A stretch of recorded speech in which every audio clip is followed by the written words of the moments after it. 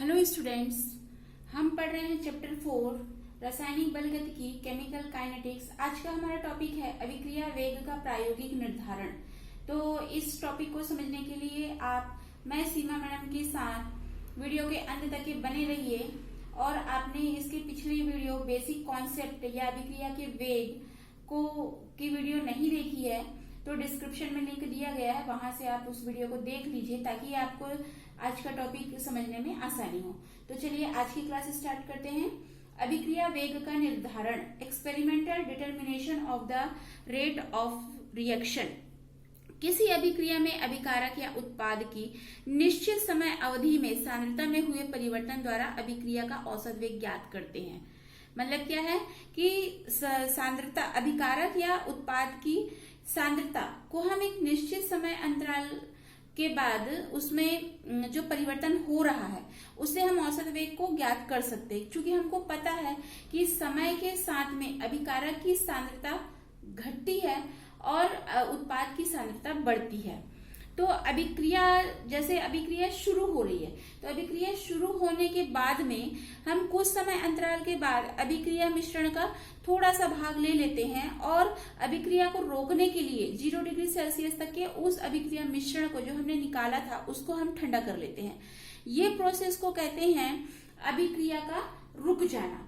तो इसके लिए हम कोई भी प्रयोगशाला विधि, जैसे अनुमापन विधि, आपने अनुमापन किया हुआ है तो जैसे अनुमापन विधि का उपयोग करते हैं तो उसमें किसी भी समय पर अभिकारक या उत्पाद की सांद्रता को ज्ञात कर सकते हैं।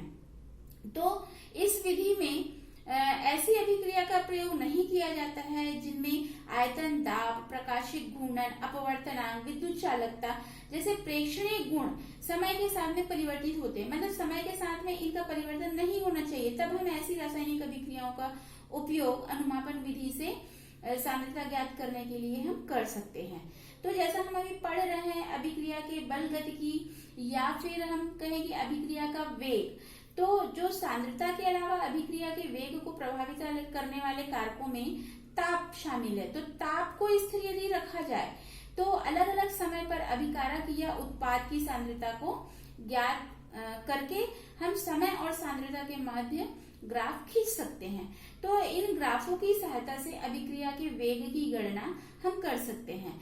तो आगे हम देखते हैं कि अभिक्रिया का ताक्षणिक वेग की गणना जो हम समय और सांद्रता के मध्य ग्राफ खींच करके इसे जानेंगे। तो यहाँ पर आपको अभिकारक के सापेक्ष अभिक्रिया के वेग का निर्धारण या ताक्षणिक दर का निर्धारण के लिए ग्राफ दिया गया है। यहाँ पर x अक्ष पर हमने समय लिया है, y अक्ष पर सांद्रता लिए, सांद्रता मोल प्रति लीटर में है।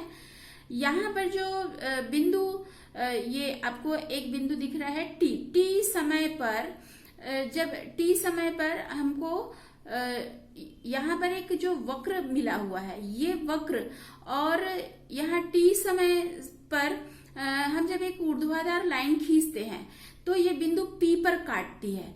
तो इस बिंदु P पर जो हमको पॉइंट मिला है इससे हम एक ढाल खींचते हैं। ये बिंदु A और B तक के ये ढाल को खींचा जाता है। तो यहाँ पर जो OA है, ये OA अभिकारक की सांद्रता में परिवर्तन को शो करता है और जो डेल T है ये समय अंतराल को प्रदर्शित करता है। तो चूंकि हमको पता है कि जो अभिक्रिया की दर बराबर अभिकारक की सांद्रता में परिवर्तन बटे समय अंतराल, तो यहाँ पर अभिक्रिया की दर बराबर स्पर्श रेखा की ढाल भी हम कह सकते हैं। और चूंकि ये OA है ये अभिकारक की सांद्रता में परिवर्तन है और OB है ये समय अंतराल है, तो हम इसको अभिक्रिया की दर के लिए लिख रहे हैं तो OA/OB लिखते हैं। और चूंकि ये हम ताक्षणिक दर के लिए ले रहे हैं तो ये यहाँ पर dx/dt लिखते हैं। dx और dt ग्राफ में प्रदर्शित अंतःखंड है। तो चूंकि हम ये जो अभिक्रिया की दर ज्ञात कर रहे हैं, ये ताक्षणिक दर ज्ञात कर रहे हैं, तो यहाँ पर यदि मान लीजिए कि हमारा अभिकारक R है तो यहाँ पर हम इसको -dr/dt लिखेंगे। और जो हमारा स्लोप है या ढाल है ये ढाल या स्लोप OA/OB लिखते हैं या फिर -dx/dt लिखते हैं। तो यहाँ पर ये हम इस ग्राफ की सहायता से ताक्षणिक वेग की गणना कर सकते हैं। या फिर आप यहाँ पर एक और उदाहरण से हम समझते हैं कि इसको कैसे ज्ञात किया जाएगा। तो यहाँ पर हम ग्राफ में देख रहे हैं कि यहाँ पर हमको वैल्यू दी गई है।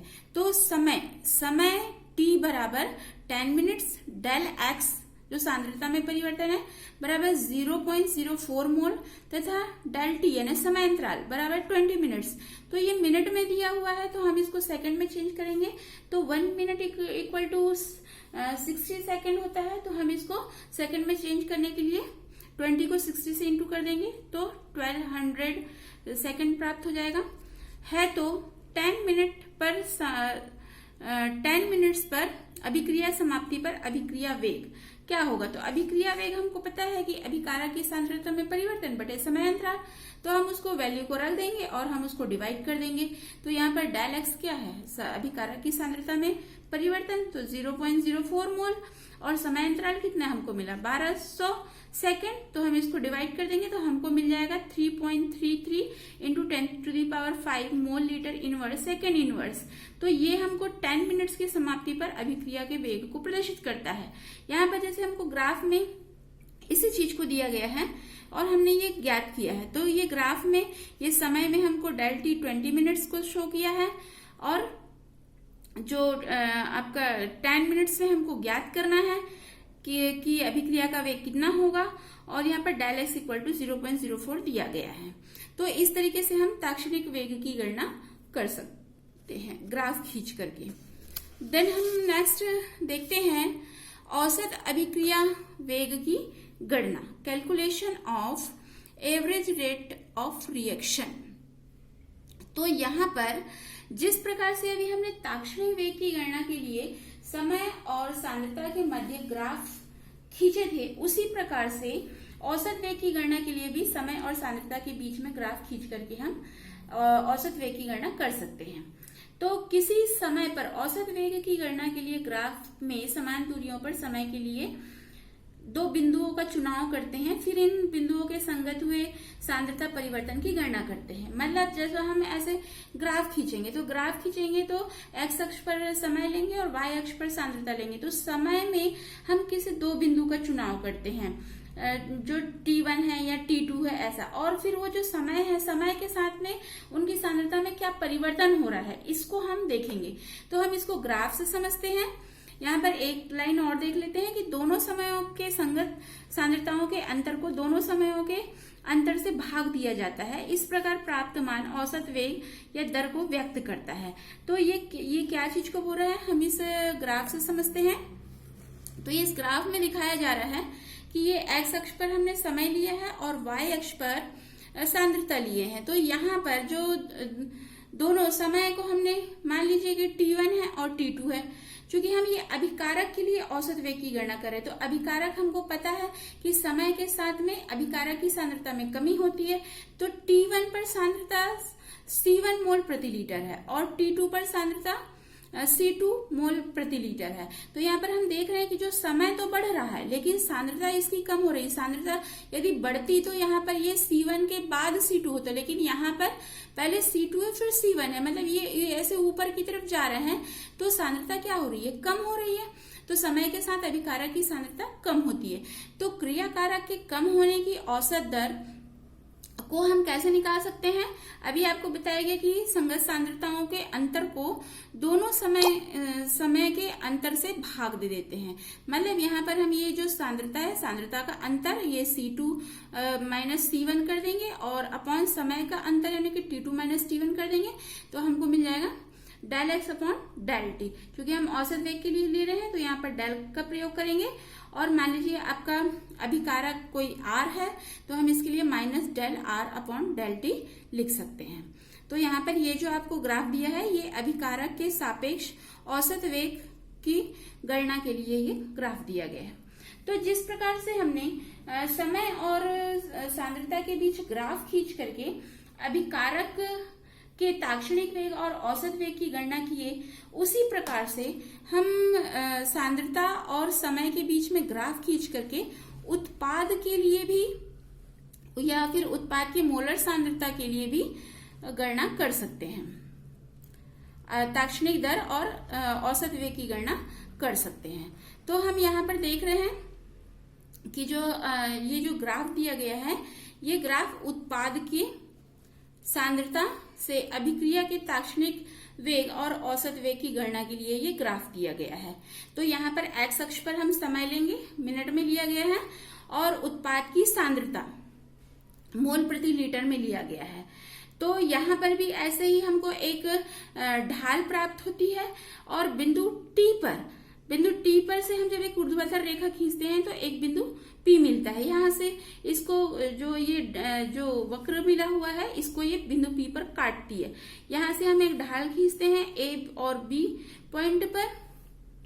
A से लेकर B तक की एक ढाल खींची जाती है, और यहाँ पर चूंकि हमको पता है कि उत्पाद जो अभिक्रिया का वेग बराबर उत्पाद की सांद्रता में परिवर्तन बटे समय अंतराल, तो यहाँ पर OA जो है हमको समय अंतराल को दिखा रहा है, और जो OB है ये उत्पाद में की सांद्रता में परिवर्तन को दर्शा रहा है। तो ताक्षणिक वेग गणना के लिए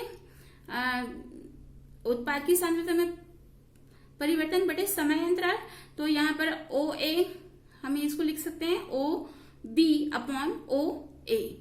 तो यहाँ पर हम इसके लिए प्लस का साइन लगाएंगे, क्योंकि समय के साथ में उत्पाद की सांद्रता बढ़ती है। तो dx/dt, मान लीजिए आपका कोई उत्पाद जो अभिक्रिया हो रही है, जैसे R अभिकारक से वो P उत्पाद में चेंज हो रहा है, तो हम इसको dP/dt ऐसे लिख सकते हैं। इसका जो ढाल है उसको प्लस करके दिखाएंगे, स्पर्श रेखा की ढाल। ये हमने निकाला ताक्षणिक वेग के लिए। औसत वेग के लिए हमने अभी देखा कि जो सांद्रताओं का अंतर होता है उसको समय के अंतर से भाग दिया जाता है। तो यहाँ पर जो सांद्रता है, यहाँ पर कोने में जो आपको ये दिखाया गया T1 समय पर जो उत्पाद की सांद्रता है वो x1, और T2 समय पर उत्पाद की सांद्रता x2 है। तो यहाँ पर जो समय के साथ में, चूंकि उत्पाद में समय के साथ में सांद्रता बढ़ती है, तो यहाँ पर हम देख रहे हैं कि जैसे जैसे समय बढ़ रहा है वैसे वैसे सांद्रता बढ़ रही है। तो औसत वेग के लिए ये सांद्रता का अंतर बटे समय का अंतर, तो हम समय के अंतर को सांद्रता के अंतर से भाग कर देते हैं, तो हमको औसत वेग की गणना हो जाती है। अब यहाँ पर उत्पाद P है, तो हम इसको डेल P/T करके लिख सकते हैं। तो आज हमने जो किसी भी अभिक्रिया के ताक्षणिक वेग की गणना और जो औसत वेग की गणना को ग्राफ खींच करके कैसे ज्ञात किया जाता है, इसके बारे में जानकारी लिए। तो आपको वीडियो पसंद आया तो लाइक कीजिए, शेयर कीजिए, और मेरे चैनल को आप फर्स्ट टाइम वॉच कर रहे हैं तो सब्सक्राइब कीजिए, बेल आइकन को दबाइए ताकि नोटिफिकेशन सबसे पहले आपको मिले। Thanks for watching this video.